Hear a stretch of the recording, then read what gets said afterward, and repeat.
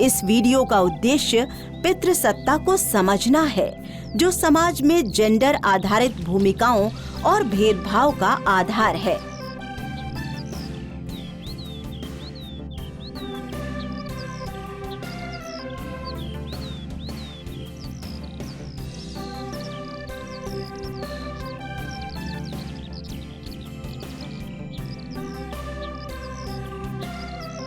एक बात पर गौर किया ज्योति? क्या? पूरे रास्ते हमें कोई महिलाओं का समूह यूं गपशप करता नहीं मिला। और आपके ख्याल से इसका क्या कारण है? वही 1000 बुराइयों की जड़। वो क्या? पितृसत्ता यानी कि पैट्रियार्की।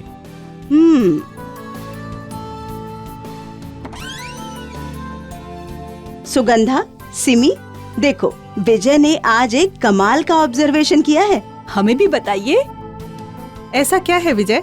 हमने आते समय ये देखा कि पुरुषों के कई समूह इधर उधर बैठे आपस में बातचीत कर रहे हैं, लेकिन महिलाओं का कोई भी समूह हमें ऐसा करते दिखाई नहीं दिया। ऐसा नहीं है विजय कि महिलाएं बाहर समूह में नहीं बैठती हैं। वो अक्सर समूह की मीटिंग्स में जाती हैं या फिर पानी भरने के लिए भी जाती हैं, लेकिन वहाँ भी वो बातों के साथ साथ काम ही करती हैं। लेकिन आपको क्या लगता है, अभी महिलाएं बाहर समूह में क्यों दिखाई नहीं दी?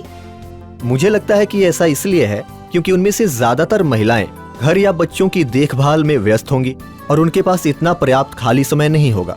फिर समाज भी उन्हें घर से बाहर जाने का अधिकार कहाँ देता है? आपका ऑब्जर्वेशन सही है, लेकिन अधूरा है। वो कैसे? महिलाएं न केवल घर में बल्कि खेतों में, बाजारों में, दुकानों में और हर जगह काम करती हैं, और वो भी तब जब उनके नाम न जमीन और न खेत होते हैं, न आय और न ही कोई निर्णय लेने का अधिकार। बिल्कुल सही। ये पितृसत्ता नहीं तो क्या है? हाँ विजय, पितृसत्ता एक सामाजिक व्यवस्था है जिसमें पुरुषों की भूमिकाएं महिलाओं से ज्यादा या ऊपर होती हैं। आसान शब्दों में कहें तो ऐसी व्यवस्था में समाज में, धर्म में, व्यवसाय में, खेती में, पढ़ाई में, पैसों के लेन देन में, सभी जगह पुरुषों का ही नियंत्रण और बोलबाला रहता है। इस सोच के बारे में हमें जन्म से ही हमारा समाज और परिवार सिखाता है। मैं एक पुरुष होते हुए भी इस बात को समझ सकता हूँ कि बचपन से ही समाज एक प्रकार से पुरुष को उच्च दर्जा देता है और उसे हर छोटे बड़े निर्णय लेने का अधिकार देता है। यहाँ तक कि हमारे समाज में बच्चों को भी उसके पिता के नाम से जाना जाता है, माँ के नाम से नहीं। बिल्कुल सही कहा विजय। इतना ही नहीं, हमारा समाज पुरुषों से भी ये अपेक्षा करता है कि घर को चलाने के लिए उन्हें ही बाहर जाकर काम करना होगा। खेत की जुताई हो या फिर खादों का छिड़काव पुरुष ही करेंगे। ये भी सही नहीं है।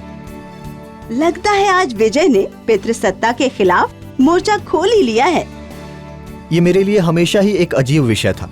मैं कभी समझ नहीं पाया कि भाई बहनों में सबसे छोटा होते हुए भी क्यों मुझे ही अपने से बड़ी बहनों के साथ हर जगह जाना होता था, जबकि वो मुझसे कहीं ज्यादा समझदार और ताकतवर थीं।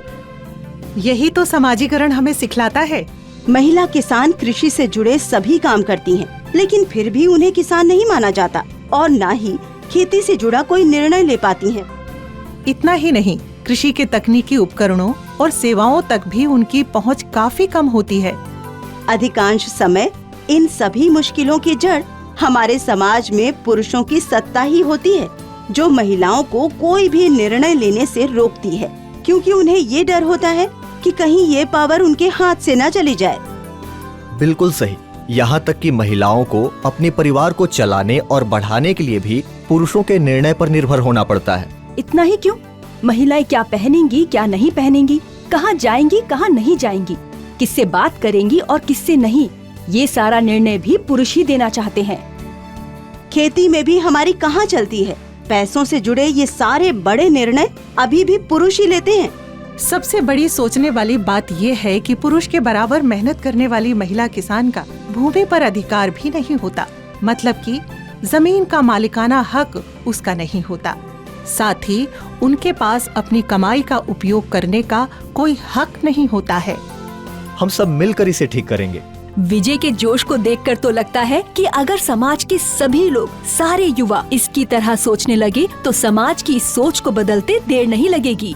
बदलाव तो सबके सम्मिलित प्रयास से ही आएगा, और ये प्रयास हम सब मिलकर आज से ही शुरू करेंगे। तो साथ ही हाथ बढ़ाना, साथ ही हाथ बढ़ाना। आइए विचार करें कि कैसे समाज में महिला किसानों की पहचान और महत्व को बढ़ाया जाए, जिससे उन्हें बराबरी का मौका मिले।